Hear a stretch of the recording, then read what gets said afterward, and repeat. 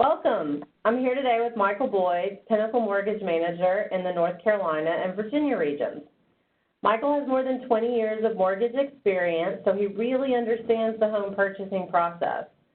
And today, Michael's going to share a few tips to help make this process an easier one for you. Michael, thank you for joining us today and for sharing this information with all of our clients. Thanks, Lee Marie. I'm excited to be here today to have the opportunity to share some information about the home buying process and how to obtain a mortgage loan.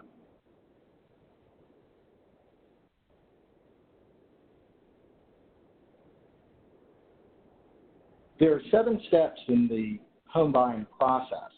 The first step is pre-qualification.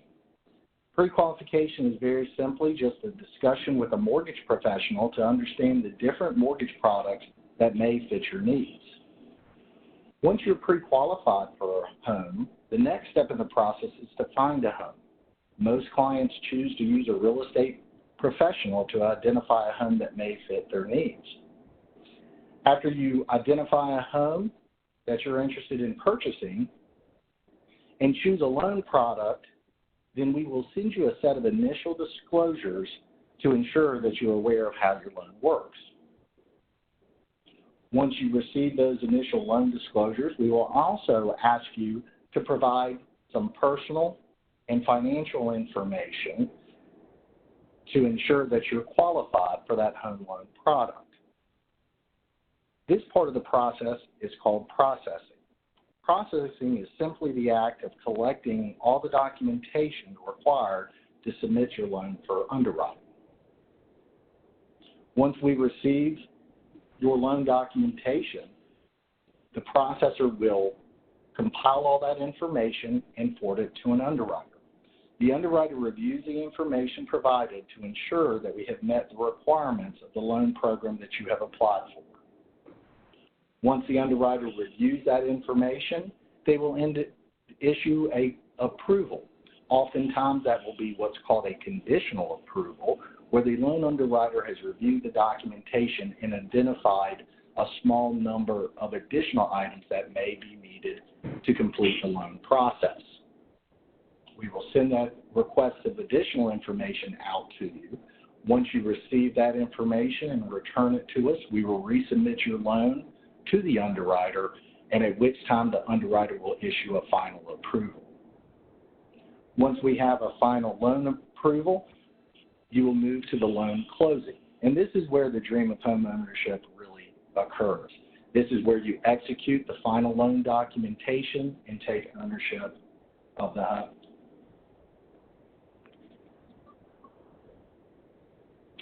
So let's talk a little bit more in detail about what exactly is a pre-qualification.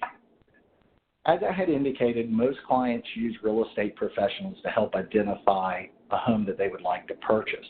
Most real estate professionals will require that you obtain a mortgage pre-qualification letter prior to beginning to search for your new home. This letter simply states that you appear to be qualified for a loan up to a certain amount, and this letter is based upon preliminary information that you have provided to us based on your income, credit, liabilities, and assets. So the next question is, how do I get a pre-qualification letter? And that's simple. You just schedule an appointment with a mortgage advisor. In your consultation with your mortgage advisor, you will sit down to discuss your long-term financial goals, discuss what financing options may be available to you, and then discuss the qualification requirements for that particular loan program.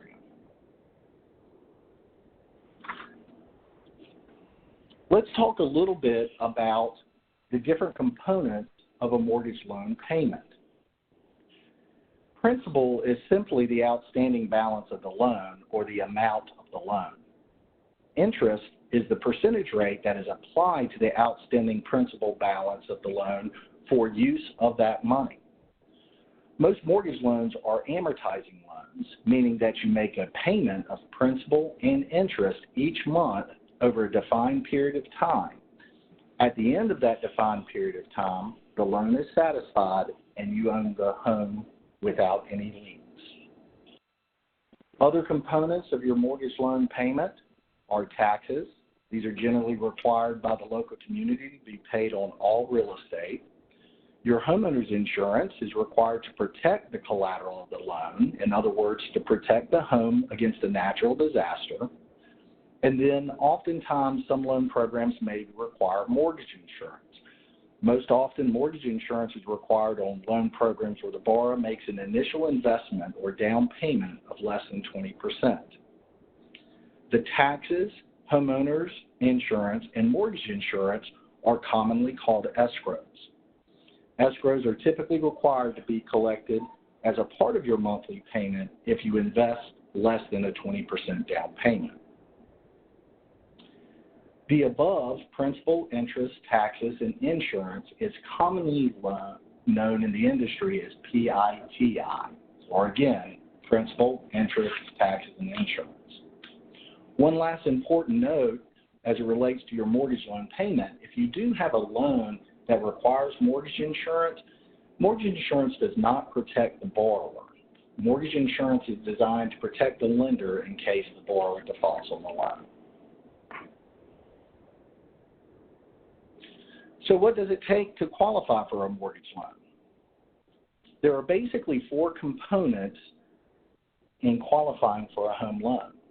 First is employment and income.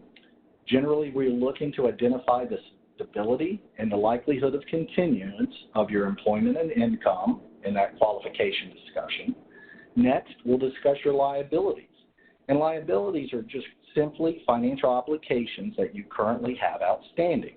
In other words, loans that you have already received and you're currently paying on. Next, we'll discuss your assets. Assets are money that you have available for either down payment or reserves. And then finally, we'll have an opportunity to discuss your credit. And credit, simply put, is your performance on those loans that you currently have outstanding. So next, let's talk a little bit more deeply about the different components of qualifying for a mortgage. There are 2 main ratios that are considered when we're talking about your income and liabilities. Your debt-to-income ratio are ratios that are used to determine the affordability of the payment and all other liabilities that you currently have outstanding. Your front-end ratio, also known as a housing ratio, is simply the proposed new housing payment divided by your monthly income. The back-end ratio, also known as your total debt-to-income ratio, is the total of the proposed housing payment plus all your other current monthly liabilities you have outstanding divided by your monthly income. These 2 ratios are simply used to identify the affordability of the new loan. When we discuss income and employment, an important factor in considering and calculating monthly income is the history of stability and receipt of that income and the likelihood that that income will continue in the future. While each loan program is different or has their own definition or requirements based upon the different types of income, generally most income is required to be received for the most recent 2 years and has a likelihood of continuance for the next 3 years. Next, let's talk a little bit about assets. One of the main factors in determining which loan program is right for you is the amount of funds or assets you have to invest in the transaction. There are a number of loan programs and solutions that are available and may allow borrowers to get into a home with little or no down payment. Some of the loan programs currently available are VA loans, which offers veterans up to 100% financing. USDA, or Rural Home Development, offers up to 100% financing to qualified borrowers in specific, generally rural areas. FHA offers up to 96.5% financing to qualified borrowers. And then Fannie Mae and Freddie Mac offers financing up to 97% financing to qualified borrowers. Now, many organizations have what are called Community Reinvestment Act programs. These are banking and other financial institutions that are interested in building their communities, and they may offer up to 100% financing to qualified borrowers.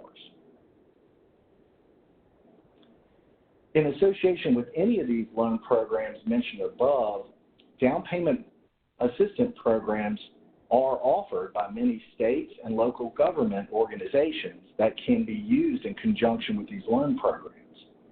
Generally, down payment assistance programs are second mortgages that are provided at 0% interest and may or may not be forgiven after a specific amount of time. These are generally known in the industry as soft second mortgages. But how much do we need total at closing to purchase a home? The total amount of funds needed to purchase a home is the amount of your down payment plus your closing costs plus prepaids and any required reserves for the loan program. Now, while always a strengthening factor in the overall credit consideration of the loan, the amount of reserves required, if any, will be determined by the loan program. So not all loan programs have a reserve requirement after closing. Closing costs are simply the costs associated with obtaining the financing, and prepaids are the amounts required to establish your escrow account. Once you identify a loan program that fits your needs, your lender will provide you a loan estimate where they will outline the down payment, closing costs, and prepayment requirements for the selected loan program. Some common closing costs are the application fee, the appraisal fee, the title fees. Now, title fees will be associated with settlement of the loan. In many states, those are either title settlement agencies and or it can be a settlement attorney. Recording fees, those are fees associated with the actual recordation of the deed of trust. And then local tax stamps. Local tax stamps often are required to transfer property from one individual to another. Common prepaids are your first year's homeowner's insurance. As we mentioned before, homeowner's insurance is required to protect the actual collateral of the home. And then the portion of your future insurance and taxes needed to establish your escrow account.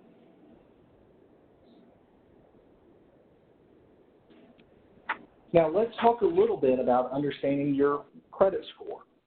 There are three major credit reporting bureaus that are currently utilized in the mortgage industry: Equifax, Experian, and TransUnion. Credit scores will vary for the following reasons: company, the model used to develop the score, and the data on which the score is based. Some creditors don't report to all the bureaus. So generally, we will either use the middle of the three scores or the lower of two scores to determine what your qualifying credit score is. The type of credit scores used by lenders also vary by industry. For example, the credit score that you receive at your mortgage loan application may not be the same credit score that you received when you went to purchase an auto loan. If you're buying an auto, the lender may use a credit scoring model that places more emphasis on your auto payment history, and so that may not be the same score you received when you applied with your mortgage. In general, the factors considered in credit scoring are the number of accounts you have open, the type of accounts you have currently open, your credit balances versus your available credit, the length of your credit history, and then finally, and possibly most importantly, your payment history. So how do you begin? The first step in the process, like we said, is just to reach out to your mortgage advisor for a pre-qualification consultation. Usually only takes about 15 minutes of your time. To find a mortgage advisor near you, you can simply go to our website, or you can begin the process online by visiting www.pnfp.com/ personal finances/mortgages. Congratulations on your decision to begin the home buying process, and we look forward to working with you on your home financing needs.